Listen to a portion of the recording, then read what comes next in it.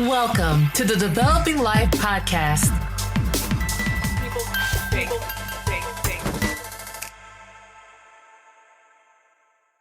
Welcome to the Developing Life Podcast, where we celebrate the human stories behind creative journeys. I'm so excited to introduce you to today's guest, someone we've all come to know, love, and support, Tru Adams. A brand vocalist, insanely talented designer, and founder of Tru at Art. Tru's work goes so much deeper than aesthetics. She helps brands discover and share their soul, their truth, and their story. Her designs don't just look good. They resonate, connecting deeply with audiences in a way that's honest, bold, and human. What's so inspiring about Tru is her journey. Over the last 5 years, she has built an incredible career as a self-taught designer, rooted in her mission to craft inclusive and transformative narratives. She has consistently shown up not just for her clients and her community, but for her own growth, evolving with grit and staying true to her values every step of the way. In this episode, hosted by Heather Crank, Tru opens up about balancing artistry and purpose, navigating big transitions, and setting bold goals for the future. She reminds us that storytelling isn't just a tool for branding, it's a way to connect authentically, to bridge the gap between what we feel and what we share. If you've ever felt the weight of imposter syndrome, struggled with aligning your work to your heart, or needed a reminder that creativity is a journey worth embracing, this conversation is exactly what you need. Let's dive into the voice within and learn from one of the most soulful, consistent, and inspiring creatives you'll ever meet. Thank you so much, Hannah. Tru, welcome to the Developing Life Podcast. So excited to be here, Heather. I know this is big for you to do this. And first of all, I just want to say how honored I am to be able to interview you. For those who don't know you and maybe haven't been following your journey, you and I met not too long ago through Eric Moore, and actually that's how the Developing Life happened. And our great fearless leader, Devron, brought us all together. And we have kind of grown and developed together. And I am just so thrilled to watch you blossom. So with that said, let's get into it. You ready? Yes, ma'am. Okay. So I know a little bit about you, but some people may not. Where are you from? Where did you grow up? What's your beginning of your life experience? Well, born and raised in South Jersey, and I always deflect and say not the shore. Actually a little closer to Philadelphia area than I am to the shoreline. But yes, except for a brief period of time where I was in Central Texas, I spent my entire life here in Jersey. Grew up in a pseudo urban neighborhood, youngest in the neighborhood. So, I was like the baby regardless of where I was. And yeah, I was the really quiet, weird kid. Kept to myself a lot. I stuck close to family, but I only had like one or two friends. So I was in my head a lot, growing up, which probably explains a whole lot the way that I am today. But yeah, so the my growing up was very resourceful. And I think, in growing up in a area where we have kind of limited means, it made me very creative in the things that I wanted to do and try to accomplish. So, I think it definitely built me up to be that kid that just kind of made stuff happen as any way possible at that time, because things weren't afforded to us. Yeah. So do you think that you were naturally creative, or do you think it was just a response to your environment, or do you think it was both? I think it might be a little bit of both because if I were to compare myself to my sister, Mhm. who is completely left-brained as Mhm. opposed to my right-brainedness, and we both grew up together our entire lives, and she was what I would have considered back then so much smarter than me, so much more practical than I was, and understood and I loved and admired that about her. And for a very long time, I almost felt like that made me a little less than Mm. because, like I was so wildly abstract, Mhm. and a lot of that wasn't as nurtured, especially, going through school, Oh. you go there to be academic, and Mhm. I Mhm. was clearly not that. Just because my way that my brain worked just wasn't anything that was really focused on, so I didn't have a chance to grow and expand and develop with support. You know what I mean? Because it just wasn't understood. So I that probably also was why I kind of kept to myself a lot. But, Are you in touch with your sister now? oh, all the time. All the time. We have actually a what is probably unconventionally close relationship we've had our entire lives. As opposite as we are, Mhm. we've never been not connected. Oh, wow. Yeah. That's beautiful. Yeah. Yeah. Okay, so you started out probably naturally creative, and then your environment kind of reinforced that creativity, which made you a little bit different. How did you jump then from being creative and being in the environment you grew up in into fitness? Like, what? How does that transition happen? So with coming into fitness, and I did it for 20 years full time. And before then, I was in retail management and I did administrative work because I secretly had like a business attire fetish. But the fitness came, the fitness came almost out of necessity for Mhm. me. At the time, I was in Texas with Mhm. my then husband, and he was in the military. Mhm. So there were times that, he was always away, he was out in the field and so on and so forth. And then 9/11 happened and Oh, he was sent to the crypt. He went overseas. And I wow. was left with two small children, uh, Yeah. in a town, military town that at that time, I mean, we're talking over 20 years ago, it wasn't as developed as that area is now. So no real friends, absolutely no family, and no really secure unit. And in order for me to not lose my mind, Mhm. I wrapped up the kids and I went to the gym and just worked out for the entire morning just to keep my mind occupied, to keep me from, not feeling lonely or insecure that I was out here on my own, more or less, or, things like that. And that literally saved my life being there. And I did everything. I took classes, I started lifting weights, I started boxing. I was a boxer, and I'm validating the fact that I was a boxer because my trainer did hit me in the face. So I qualify. I was a boxer. Wow. Seriously. Yeah, yeah, yeah. He said he was sorry. It was fine. But so that literally saved my entire existence. Like I was not coping well being out there on my own, and that was something that grounded me um Mhm. to the point where I felt so relieved and strengthened and inspired that my only response to that was to be able to do that for someone else.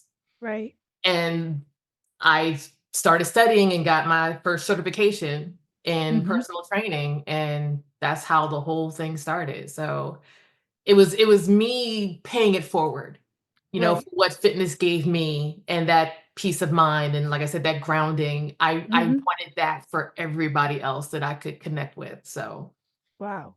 yeah.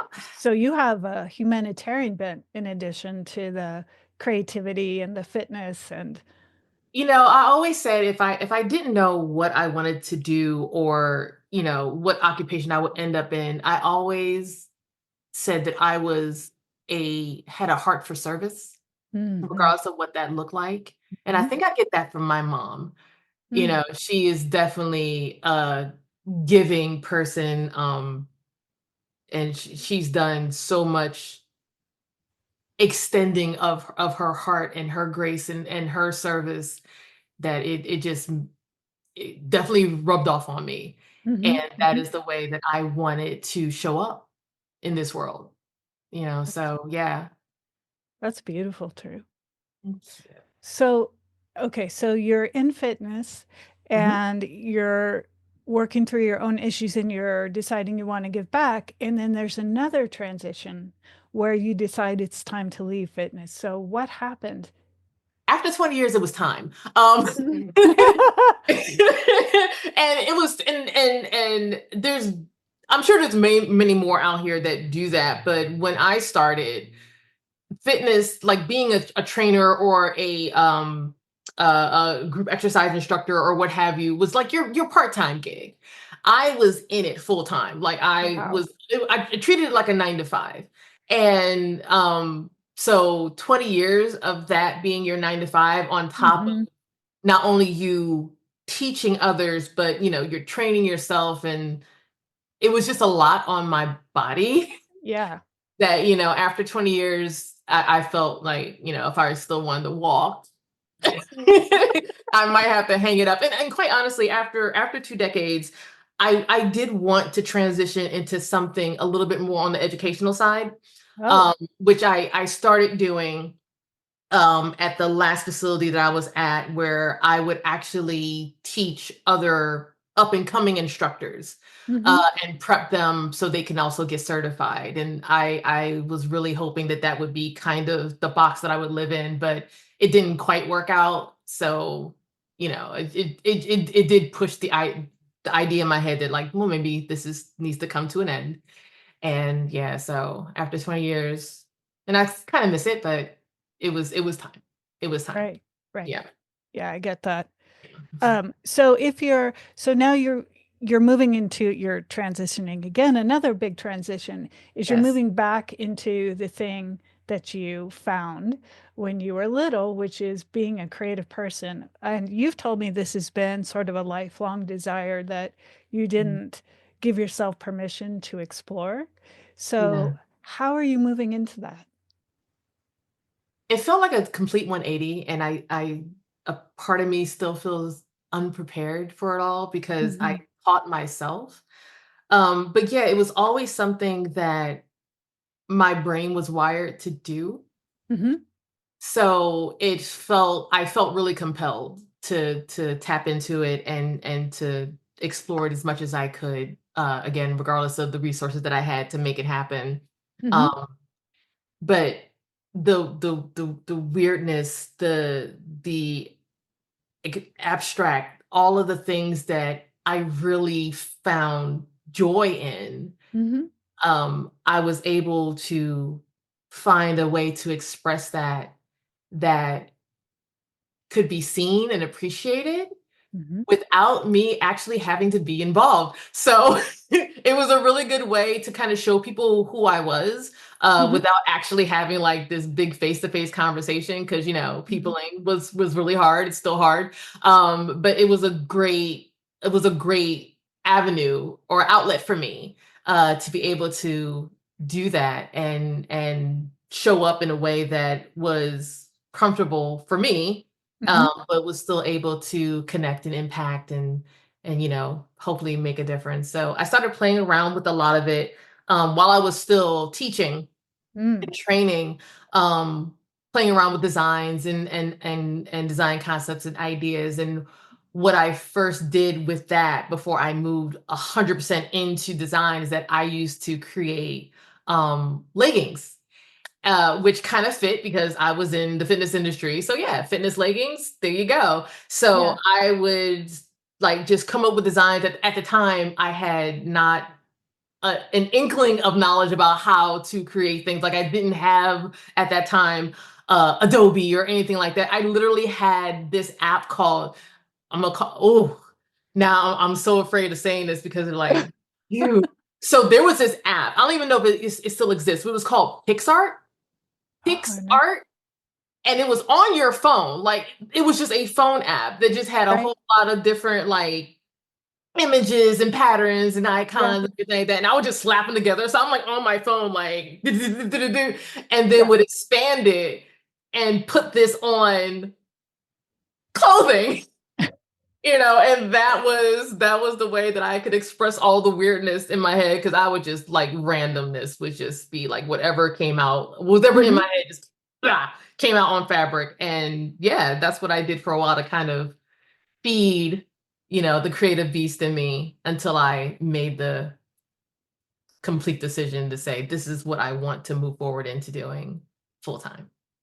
Do you think there's a connection between the creativity and fitness? Like, was there a line you could draw between the two? If it was a line, it would go like several times over. But I just think just the way that I taught, because I wasn't a gym bro mentality. Right. It was for me, it was always about the way that people felt afterwards, not so much the aesthetics. Like that was just a side effect of it. But Mhm. I really wanted people to feel stronger and more capable. And the way that I did that, I think, is what really made me tap even deeper into my creativeness to get those things across. You know what I mean? It Oh, wasn't yeah. just a simple picking stuff up and putting things down for me. I wanted something that would kind of stick with people. Mhm. Um, Make sure that the message was heard and Mhm. felt, and it was Mhm. something that they could take with them. Mhm. So it was I came up with a whole bunch of crazy things over those years. And I remember, and this is so silly, but I remember the year that the Hunger Games came out, Oh, uh-huh. that series. So the day it was released, I was in the movie theater that day Wow. with a notepad. Oh my God. And anything that sparked my interest that I saw them do, I would just like jot down. And in my head, I was like, how could I change this to a fitness program? Like, what do I Wow. do? So and then the next day or the day after that, I had like this full circuit of just big like wait, so Katniss was an archer, right? Like that was her main skill set. Mhm. So I had my students like mimic that with like a cord, like Oh, yeah, yeah. this is cord, and like act like that they're pulling. And oh my gosh, it was just so fun. Like the weirder the better. Like, and I feel like that was the way that I like to be there for Mhm. my people, like as many different out of the box ways to get them, Mhm. into their strength. That's what I wanted to do. And that made me happy. So you're a natural conceptual thinker. That just comes naturally to you. Yeah. Yeah. Well, that makes perfect I sense. love Perfect sense. conceptual thinker because I just keep saying weird, but Oh, I like conceptual. We're gonna go with that from now on. yeah. Well, that's what you're doing. You're taking Yeah. concepts and then you're applying them to different mediums, which makes you prime for a creative job. Uh, Yeah, it does. Um, One other amazing thing I noticed about you, when we first started working together is that you have this incredible voice. And I was uh, listening to you once. Actually, I was playing you in my kitchen, and my husband and I were there. And he turned to me and he's like, "Wow, she has a natural talent for voice." And I'm like, oh, "I no. know." And so I started talking to you about it. And you were gracious enough to do our trailer for the podcast. And you're kind of flirting with the VO world a little bit. So I'd Yeah. like to talk to you about your voice Yeah. and not only what it can do in the world, but also your personal voice and where you'd like to go and where you see yourself. Yeah. So first of all, I would like to officially blame you on record. It is your fault that I'm even entertaining this at all, because I would have never. But funny story, like I it's so funny that people say that they love the sound of my voice. Mhm. But it was not always like that. As a matter of fact, the entire 20 years of my fitness career, I actually sounded a lot like a Klingon, because I was so vocal during classes and so hyper Oh, and just so on 100 every single class that I would go hoarse weekly, wow. Wow. to the point where I actually damaged my vocal cords and actually had surgery because of it. So No. yeah. So it's I'm actually, there's no proof that the voice that I have now, which I've always had a lower register, but I feel even after surgery, after all those years of like Mhm. persistent damage, I'm pretty sure this is not what my voice would have been had I been a normal person. Uh, so, but I'm glad at least, I'm not sounding, like kapla. Like I don't have that Yeah. No, anymore. whatever's happened is lovely, and, there Yeah. are So, musicians and artists out there who intentionally damage their voice to make it more interesting, so right. Oh my gosh, that's crazy. But yeah, so personal voice. So, personal. let's talk But, about that. but yeah, so it's so funny. Like even like I said, going back to me being so vocal and so on 100 and so hyper in classes when I taught, that really wasn't the case. Like after hours, you know what I Mhm, mean? Like I have a hard time convincing people that I am so socially awkward and anxious all the time, and I really don't want to people, and mhm, crowds are scary and all mhm, that kind of stuff, because they usually see me, mhm. with that Right. face on. And so it was a really hard thing for me to even connect with myself, my own voice. Mhm, And the duality of it actually caused a lot of insecurity, mhm, to where I didn't even believe in myself mhm, too much. And that actually made me quieter, mm, and a little bit more reserved. mhm, And so it took a while, and life circumstances, kind of compounded that. And it took a minute for me to come out of that. I feel like it felt to me like it was just this dampening field that was around me for several years. And it made it so me expressing myself mhm, was just a job. And it wasn't anything that I was ever comfortable with, but I made myself do it because, again, being a person of service, mhm, I knew the importance of me sharing my story and connecting with other people to maybe help them along their own journeys. But at once I was done that and I got offline, so to speak, mhm, I would just crumble, because I didn't have that for myself. Like all the things that I was telling people to be encouraged about and inspired by was just falling flat on me, because did not I was scared. I was scared to be truthful about that with myself. You know, and as years went on, it made it even harder, because I had put on this front, so to speak, that was still me to some sort of level, but it wasn't anything that I could rely on for myself. mhm, So this past couple of years, especially the last 2 years, has been really me kind of digging my own self out of that hole. And there was a little bit of guilt involved, because I actually saw somewhere that I can't remember who said this, but they said, how is paraphrasing, it was, how can you offer something that you're not executing?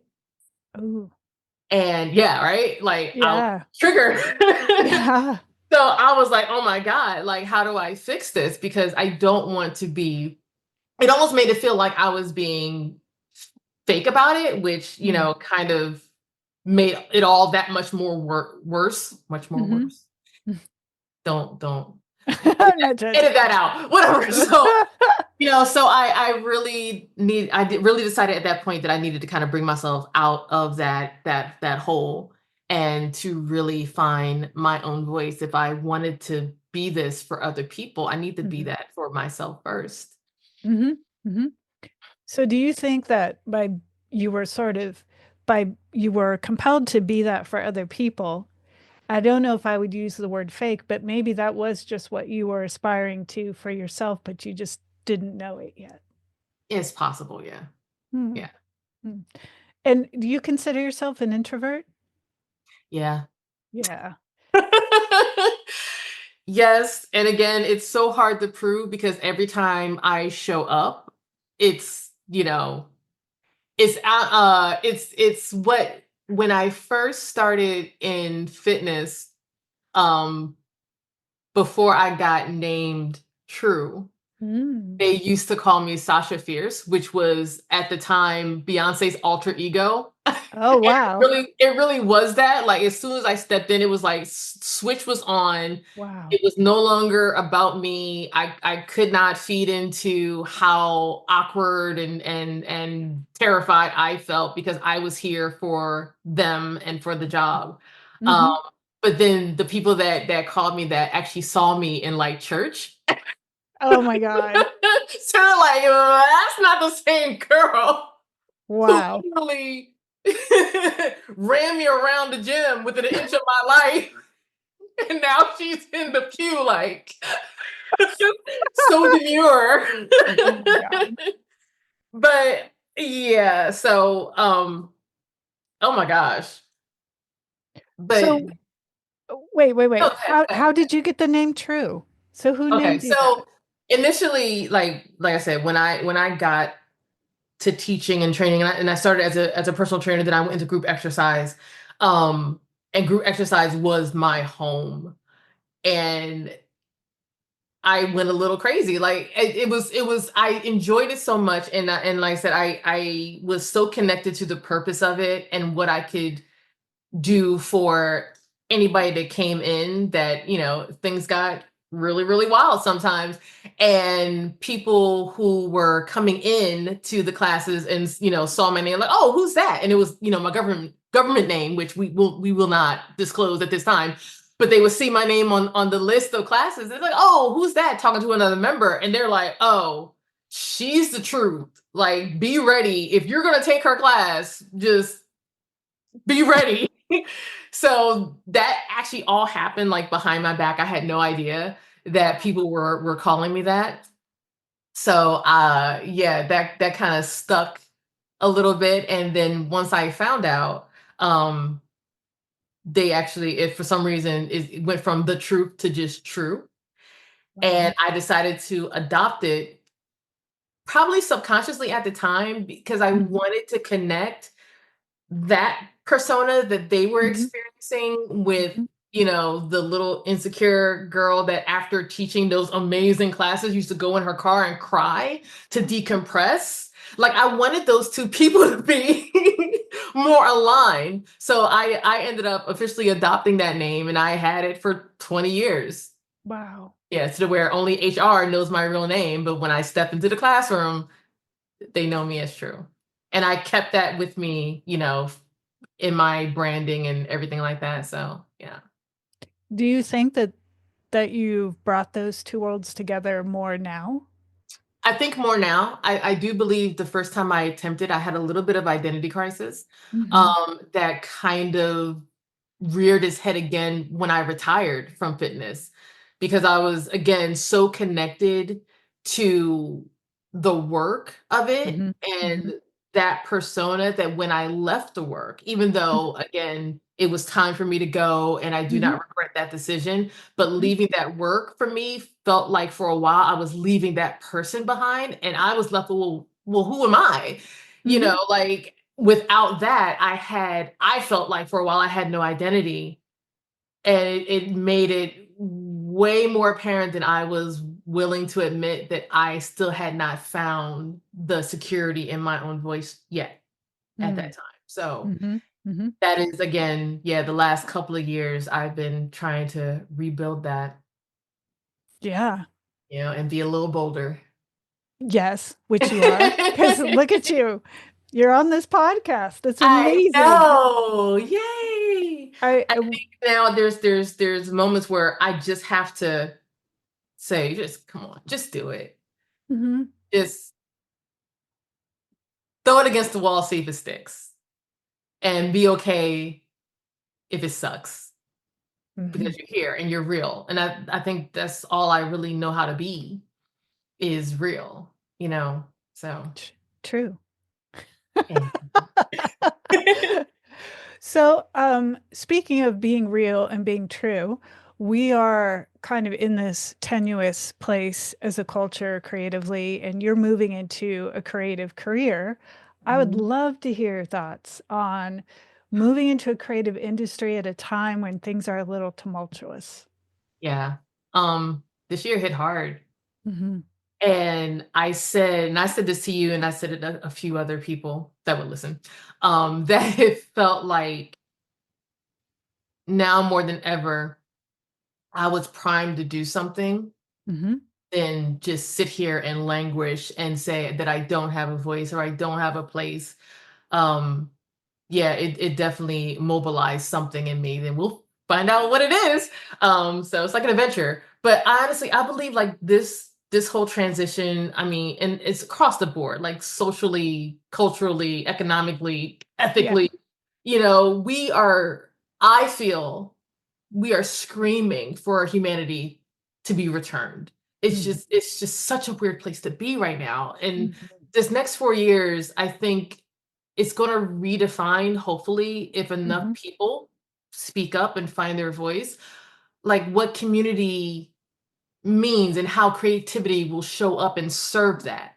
So Yeah. I feel really fortunate that I'm here in this space right now to be able to contribute in that way, and I see creativity and community going kind of hand in hand, Hmm. with Hmm. this. So I think people are every year just getting more and more weary. And I think the creative, innovative, caring, compassionate, real voices, like Hmm. this is our time, Hmm. to kind of collectively come together and be a part of the expansion and the expression of that. You know what I mean? So Right. I don't know what it's gonna look like, but I really feel like this is the moment to really figure that out, you Hmm. know? Hmm. And when I met you, we were working on an AI project together.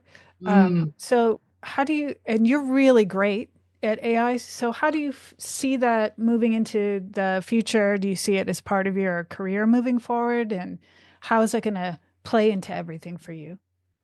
For me, I don't feel like I always said, even though like I'm now in the design industry, I never considered myself to be an artist. Hmm. So an AI artist kind of landed weird on me. Hmm. And that is so personal because, me being self-taught and me feeling like I came into this industry very, very late, because I'm old and I don't have the what I feel like a strong foundation, Hmm. to even play around with that Hmm. and feel comfortable, like I don't know. And again, like this could just be me because I know a lot of people just immediately adopted it and ran with it. And that just didn't feel really stable to me. Like when I first got introduced to AI, and that was 2 years ago, I had fun with it. Like I Hmm. love the the idea of getting even more that was in my head kind of out. Mhm. But at the same time, it terrified me because, like I said, I had no real foundation in it. I didn't consider myself an artist. So for me to put stuff out there, like, I felt so illegitimate in the whole Mm. thing. But with that being said, like, again, we talk about, the impact of AI and the need for it to be utilized ethically. And I think there's still going to be a lot of people that are just not going to put the work in to make that the reality. And Mhm. again, that still comes back to, what I see for us in the future.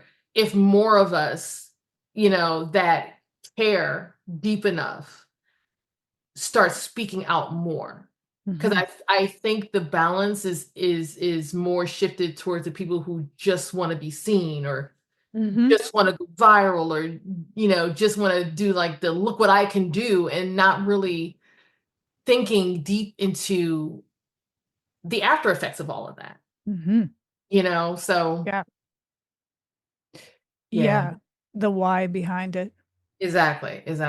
Yeah. So Yeah. I joke, and I joke, but I don't want to disrespect anybody, but we saw like so many Roco robots, and I mean, it was just such an uncanny explosion of the same thing over and over again, Mhm. just in regards to aspects of AI Mhm. art. You know what I Mhm. mean? Mhm. That that type of saturation was just, why?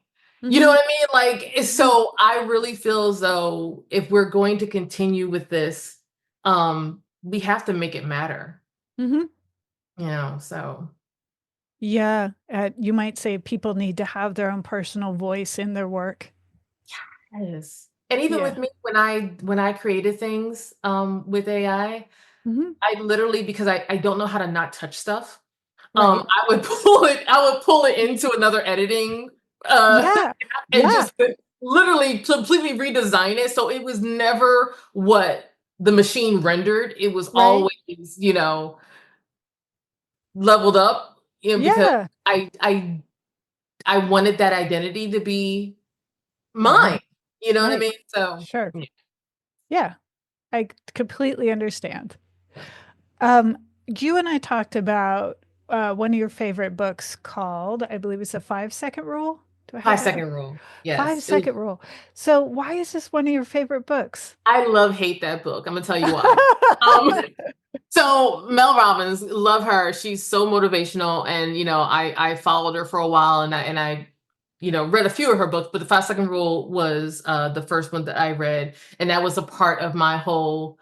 I'm trying to define myself and be stronger and more resilient in my own Right. life. Yeah. Um, but with that book, the premise of it, and I'm sure everybody knows what it is, but just in case you don't. So the premise of it is basically to get up and just do things. The Hmm. things that you're afraid of, the things that you think are holding you back. If you were to count down from 5 to 1, as soon as you get to 1, you are to do the thing, whatever Hmm. that thing is. Hmm. And it was a great tactic because it went from, I would say 5, 4, 3, 2, 1, and then I would go do that thing. Great. Hmm. And Hmm. then it got to where I would say 5, and it was like, oh my God, it was almost like Pavlov's dog, Wow. where as soon as I heard myself, because you would say it out loud, as soon as I Yeah. heard myself say 5, I was like, oh, let me go do the thing. Right. So it worked. It Yeah. worked. But you have to be ready for it, because I would be lying if I didn't say I would just not count just to avoid that traumatic experience. But yeah, that messaging stuck with me. Hmm. Hmm. Um, you know, to where it kind of, it was almost like a do it scared kind of thing. Like, it doesn't Yeah. matter how you feel about it in the moment. Um, just get in there. Yeah. So it was the kind of like a little bit of a push to do things that you might not be 100% comfortable with. But you do it anyway, and It seems to work out at some point. And if it doesn't, it's a learning experience. And I think that was the progression that, was probably the main point of all of that. So yeah, every so often I do count in my head. Yeah, I mean, you kind of talk about this with your fitness journey too, but that idea of discomfort doesn't mean avoid always. Now, Sometimes it just means you're going to go through something and come out the other side different. exactly. Exactly. Yeah. So, as you are moving into this new career and you're finding your voice physically and just in your own work and your future, in the next 5 years, where do you see yourself or where do you want to go? Oh my God. It's a big question. It's a big question. It's a big question because, you know, I was never brave enough to even say that for myself, like to Wow. make those type of decisions. And now, like all of those big questions coming to me, they feel so new and so big. And I feel like I'm unprepared, and I'm so used to we'll just see what happens kind of thing, Hmm. that actually having a plan seems weird. But I do hope that whatever it is, again, that it matters, that it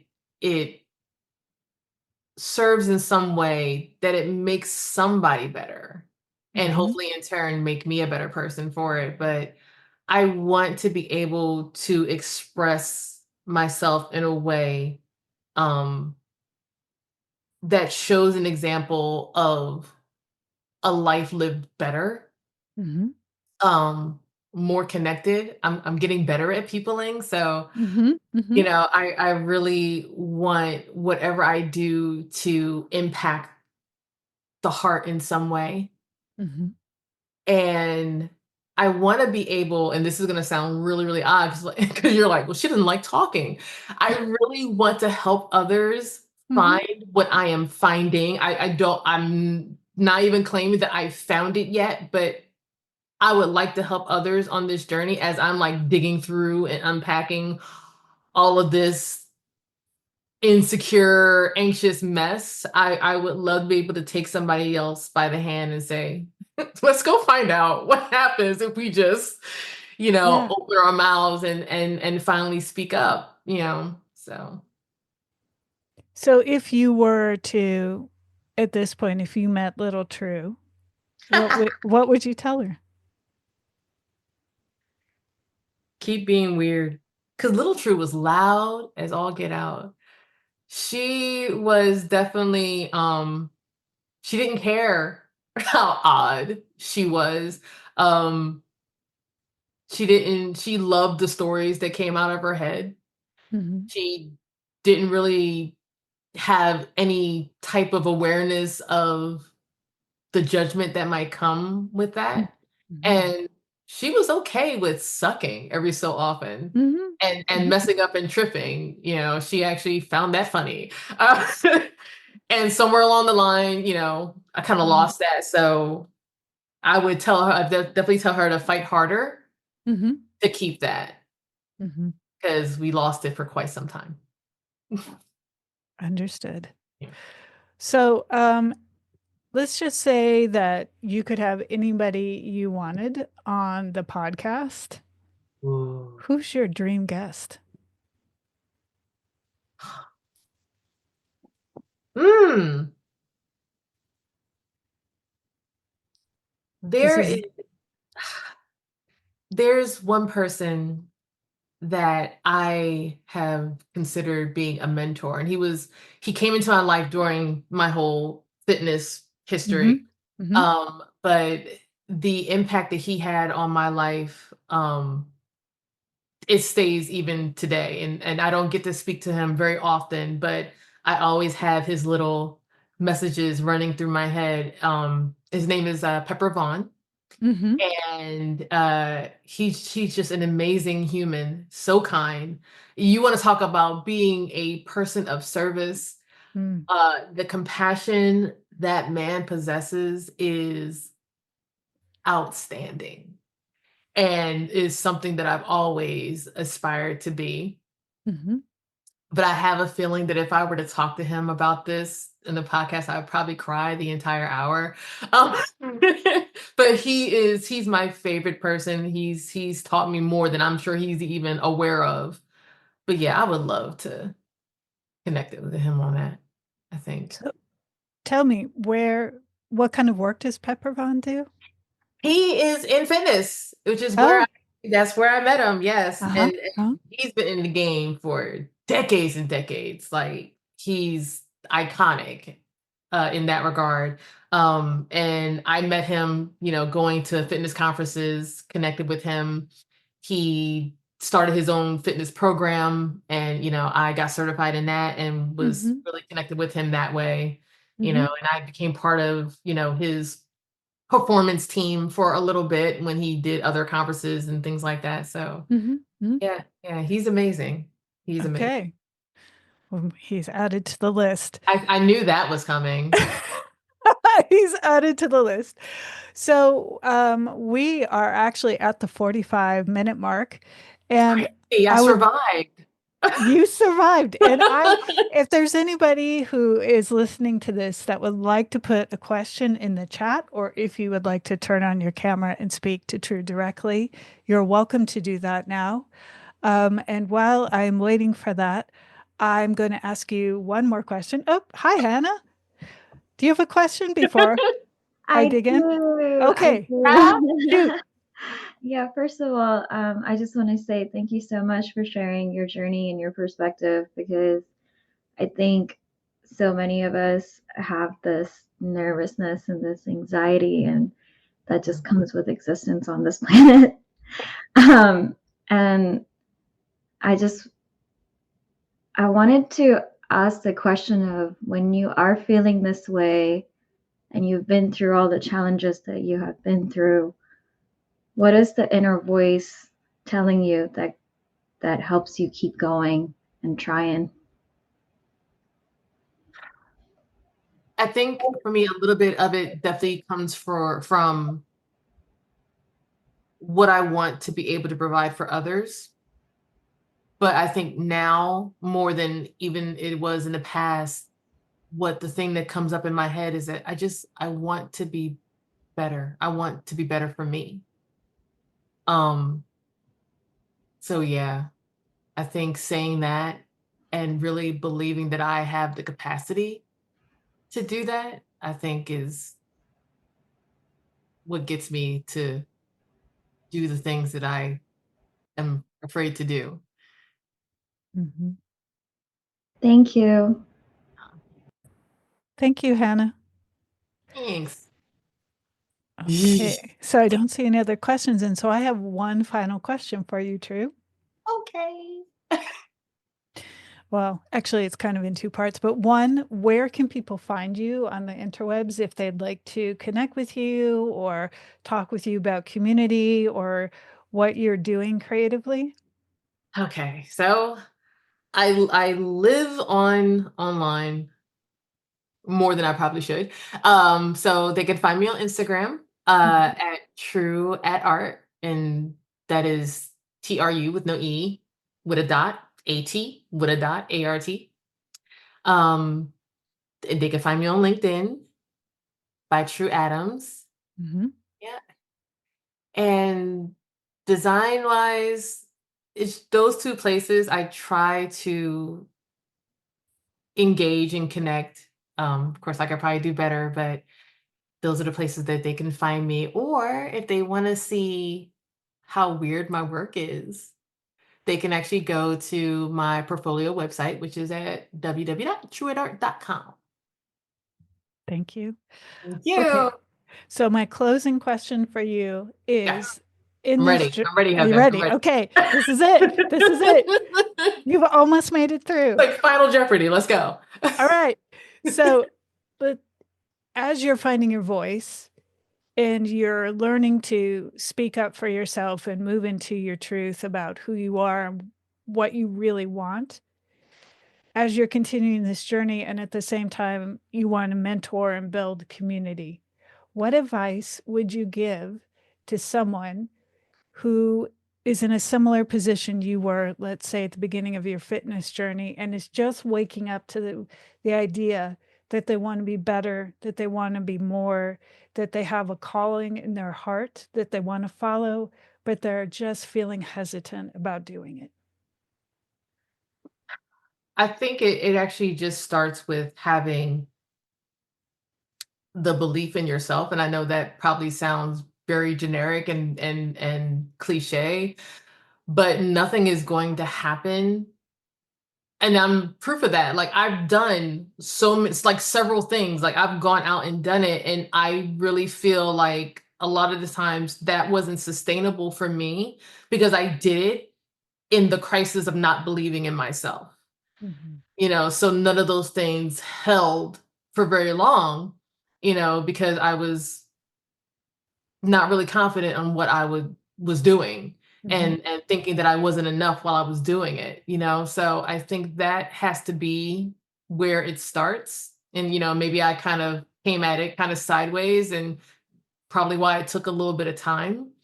Um, but I really believe that you have to stop being afraid of what your capacity is, regardless of your training, because I nothing that I've done in my adult life, as far as career wise, has been traditionally trained. Like I did not go to school for any of this, you know what I mean? And I think that came with its own set of insecurities.